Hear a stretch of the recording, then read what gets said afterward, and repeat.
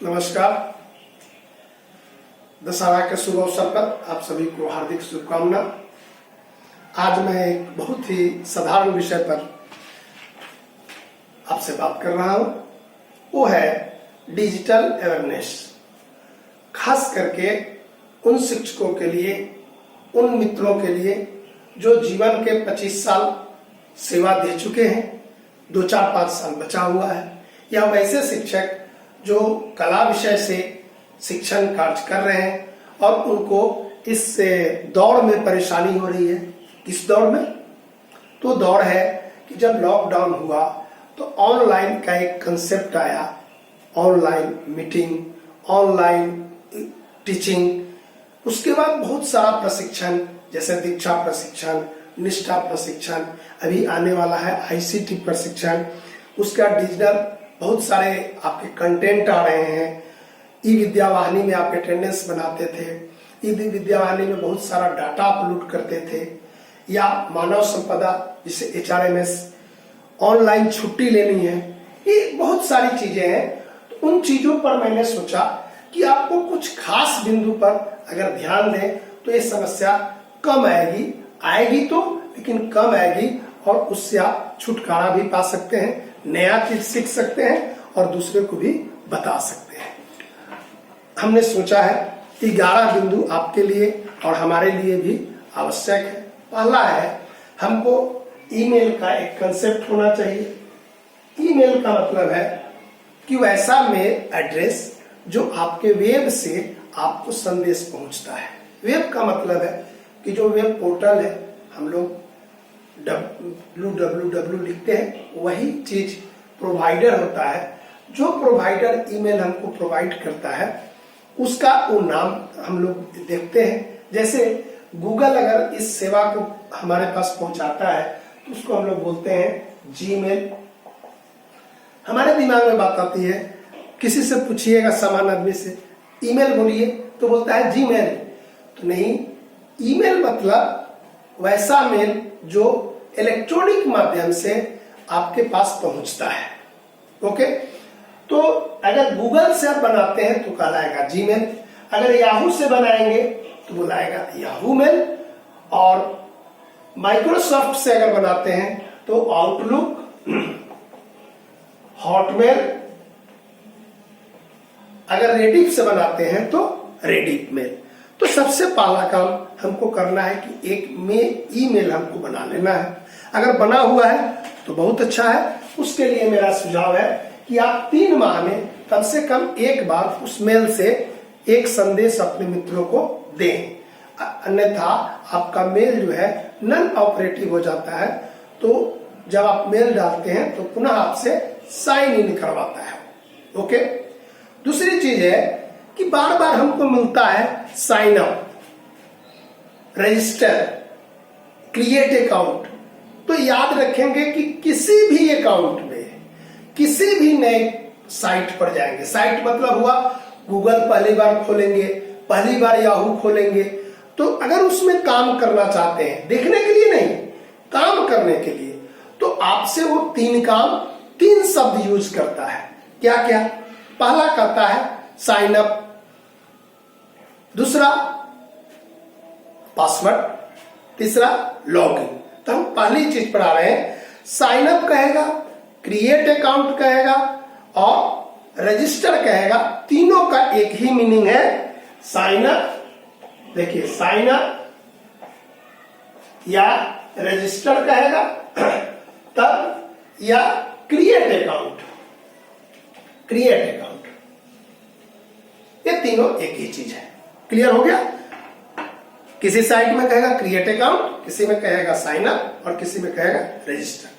जब हम रजिस्टर हो जाते हैं, कैसे रजिस्टर होंगे तो आपको बता चुके हैं। अगर कोई परेशानी होगी तो आप हमें पुनः बोलेंगे, उस साइट पर हम जाकर आपको बता देंगे। उसके बाद हम लोग करते हैं साइन इन, लॉग इन। ये तीसरी चीज है, साइन इन, लॉग इन। तो साइन इन में हमेशा हम अपना मोबाइल यूज करते हैं, या नेम भी यूज करते हैं, या ईमेल भी यूज करते हैं। वो साइट पर निर्भर करेगा, जो चीज मांगेगा। 3 ही चीज जनरली मांगता है। लॉगिन के लिए मोबाइल नंबर, ईमेल या आपका नेम, और तीसरी चीज क्या है, पासवर्ड। ठीक है, अब पासवर्ड और ईमेल बनाते हैं। ये आपका याद करने के लिए ईमेल हमेशा याद रखेंगे, और ईमेल का हमेशा लेटर क्या होता है, छोटे लेटर में लिखते हैं, तो ईमेल याद रखेंगे। और पासवर्ड जो हम लोग बनाते हैं, एक आपकी पांचवी चीज है जो कि याद करने के लिए है और जरूरी है कि ईमेल याद करना और उसका पासवर्ड भी याद करना। हम लोग क्या करते हैं कि 5 साइट पर अगर क्रिएट अकाउंट किए हैं तो पांचों पर पासवर्ड अलग अलग बना लेते हैं और याद रहता नहीं है। तो मैं आपको ये कहता हूं कि अगर आप बहुत पासवर्ड बना रहे हैं तो आप लिख के रखें, एक या आप 2 या 3 तरह का पासवर्ड बनाएं, उसको भी लिख कर रखें, या जो ऐसा पासवर्ड बनाएं जो आपको बार बार याद करने की जरूरत नहीं पड़ती है। ठीक है, तो याद रहा कि आपको ये 3 चीज हमेशा परेशान करेगा, लॉगिन, पासवर्ड, ईमेल। तो इसके लिए हम बताएं। उसके बाद आपको एक बहुत चहेता चैनल है यूट्यूब। यूट्यूब पर आप जो देखते हैं तो बहुत सारे चीज की जानकारी यूट्यूब पर मिलती है। एथेंटिक जानकारी है कि नहीं है, ये आप देखेंगे तो खुद आपको पता चल सकता है। मेरा सुझाव है कि जो समस्या शैक्षणिक आ रही है आप यूट्यूब पर डालकर सर्च करें। और एक 7वीं चीज कि आजकल एक दौर चला है व्हाट्सएप का।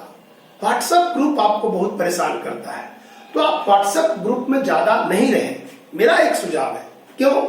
क्योंकि ज्यादा ग्रुप में आप रहेंगे तो आजकल मैसेज जो आते हैं वो फॉरवर्ड मैसेज आते हैं, माने वो मैसेज अपना क्रिएट करके कोई नहीं देता है, देखा और उसको आपके पास भेज दिया। तो उस मैसेज से या उस संदेश से आपको एक फ्रस्ट्रेशन होता है। तो इसलिए आप अगर चाहते हैं तो व्हाट्सएप में याद रखेंगे, व्हाट्सएप में एक प्राइवेसी होती है, सेटिंग में जाएंगे।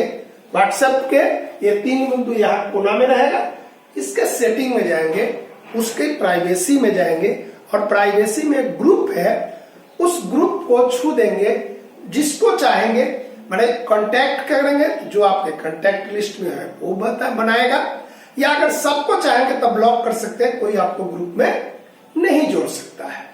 ओके, इससे क्या होगा कि आप बिना वजह बेवजह परेशानी से बचेंगे।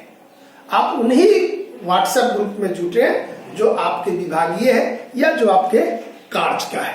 ओके, अब ये हम 9 तरह की बात बताए, याद रहा। पहला ईमेल बनाना, दूसरा साइन अप होना, तीसरा साइन इन होना, चौथा ईमेल याद करना, पांचवा पासवर्ड याद करना, छठा बहुत सारा अगर अकाउंट है तो 1 या 2 तरह का पासवर्ड को यूज करना। 7 नंबर आपको बताए थे कि अनजान व्यक्ति का लिंक को नहीं छूना है। क्या करना है? अनजान व्यक्ति का लिंक को नहीं छूना है। आजकल एक दौर चला है, कोई भी लिंक भेज देता है तो लिंक को हम लोग नहीं खोलेंगे, क्योंकि लिंक खोलने से आपकी बहुत सी प्राइवेसी समाप्त हो जाएगी। ठीक है, एक 7 नंबर था। 8 नंबर में आपको बताया कि व्हाट्सएप ग्रुप से मत जुटिए ज्यादा। 9 में बताया यूट्यूब का शैक्षणिक वीडियो देखें जो हमारे बहुत ही काम का है।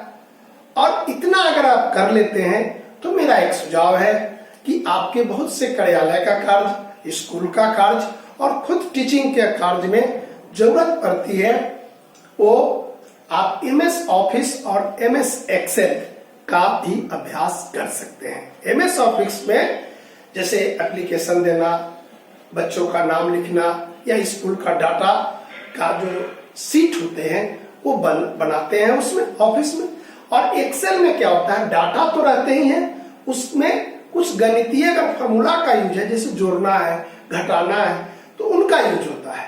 तो आप दोनों साइट पर यूज कर सकते हैं। आपके मोबाइल पर, स्मार्टफोन में भी MS ऑफिस आता है, इसमें MS एक्सेल भी है, MS ऑफिस भी है।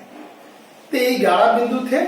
मेरा सुझाव यही है कि आप इसमें कहीं भी कोई परेशानी हो तो मेरे इनबॉक्स में आप दें, इस पर मैं आपको पूर्णतः सहयोग करूंगा।